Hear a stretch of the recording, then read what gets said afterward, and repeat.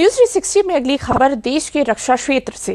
गुरुवार को आत्मनिर्भर भारत और मेक इन इंडिया अभियान को एक बड़ी और ऐतिहासिक कामयाबी मिली है।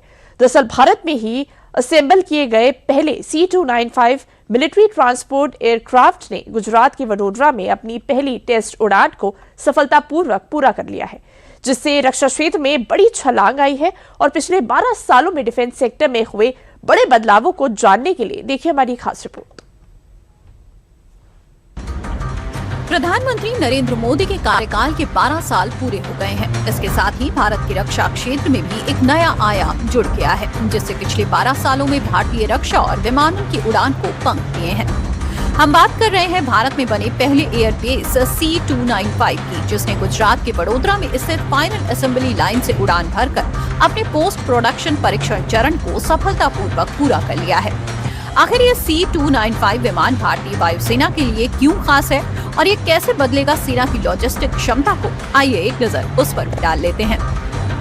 C295 मिलिट्री ट्रांसपोर्ट एयरक्राफ्ट ने वडोदरा में पहली सफल टेस्ट उड़ान भरी। भारतीय वायुसेना की लॉजिस्टिक को मजबूत करने के लिए 56 विमान खरीदे जा रहे हैं। C295 विमानों की कुल लागत 21,935 करोड़ है। इस डील के तहत 16 विमान तैयार स्थिति में मिलने थे, जबकि बाकी 40 विमानों का निर्माण पूरी तरह वडोदरा प्लांट में किया जा रहा है, जहां एयरबेस के सहयोग से टाटा एडवांस सिस्टम लिमिटेड द्वारा इन विमानों को असेंबल किया जाएगा। भारत में पहली बार किसी सैन्य विमान का निर्माण निजी क्षेत्र की मदद से हो रहा है। इसके साथ ही कई भारतीय सूक्ष्म, लघु और मध्यम उद्योग इकाइयां भी विमान के विभिन्न पुर्जों के निर्माण में शामिल हैं। ये आधुनिक विमान वायुसेना के दशकों पुराने हो चुके एवरो 748 विमानों की जगह लेगा। C295 का उपयोग सैनिकों और भारी साजो सामान को दुर्गम इलाकों तक तेजी से पहुंचाने में मदद करेगा। ये विमान इस साल वायुसेना के बेड़े में शामिल हो जाएगा, जो रक्षा क्षेत्र में एक बड़ी उपलब्धि है। साथ ही ये आत्मनिर्भर भारत और मेक इन इंडिया अभियान में मिली एक अभूतपूर्व कामयाबी है, जिसने देशों की सदियों पुरानी मुराद को पूरा कर दिया है। वहीं भारतीय वायुसेना ने इस उपलब्धि पर पूरी टीम को बधाई दी है। वायुसेना ने कहा है कि भारत में बने C295 विमान की पहली सफल उड़ान देश की बढ़ती एरोस्पेस क्षमता को दिखाती है और आत्मनिर्भर भारत के तहत स्वदेशी रक्षा निर्माण को बढ़ावा देती है। रक्षा निर्यात जो पहले 686 करोड़ था, वो अब बढ़कर 38,424 करोड़ यानी 56 गुना से अधिक बढ़ गया।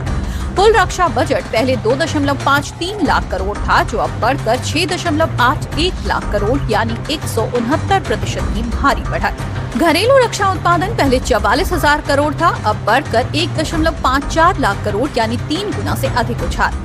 आयात पर निर्भरता पहले लगभग 65% से 70% थी, जो अब घटकर 35% हो गई है, यानी विदेशी हथियारों पर निर्भरता आधी हो गई है। निर्यात पहले गिने चुने देशों में था, अब बढ़कर 100 से अधिक देशों के साथ ही ब्रह्मोस, तेजस और आकाश मिसाइलें ग्लोबल मार्केट में शामिल हो गई हैं। ये केवल आंकड़े नहीं, ये भारत की वो तस्वीर है जो बदलती दिख रही है। उस भारत की जो एक समय पर रक्षा क्षेत्र के आयात के लिए दूसरे देशों के ऊपर निर्भर रहा करता था। आज वही भारत न केवल अपने हथियार बना रहा है, बल्कि दुनिया को हथियार बेच भी रहा है। रक्षा क्षेत्र में हो रहे इस बदलाव ने भारत की सफलता को नजीर बना दिया है।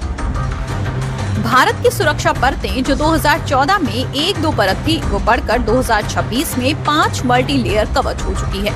अधिकतम मारक क्षमता रेंज 400 किलोमीटर प्लस हो गई है। एयर डिफेंस कलपुर्जे स्वदेशी थे, जो अब 70% प्लस स्वदेशी हो गए हैं। आर्मेनिया और फिलीपींस जैसे देशों को भारत 5,000 प्लस करोड़ मूल्य के आकाश मिसाइल सिस्टम का निर्यात कर रहा है। भारत की रक्षा खरीद का करीब 65% हिस्सा अब भारतीय स्वदेशी कंपनियों से खरीदा जा रहा है। इसके साथ ही रक्षा क्षेत्र के निर्यात में भी उछाल देखा गया, जो अब 38,424 करोड़ हो चुका है। इससे एक बात तो साफ है कि आत्मनिर्भरता के पंख लगाकर अब भारत क्षेत्र में नए कीर्तिमान गढ़ने के लिए पूरी तरीके से तैयार है।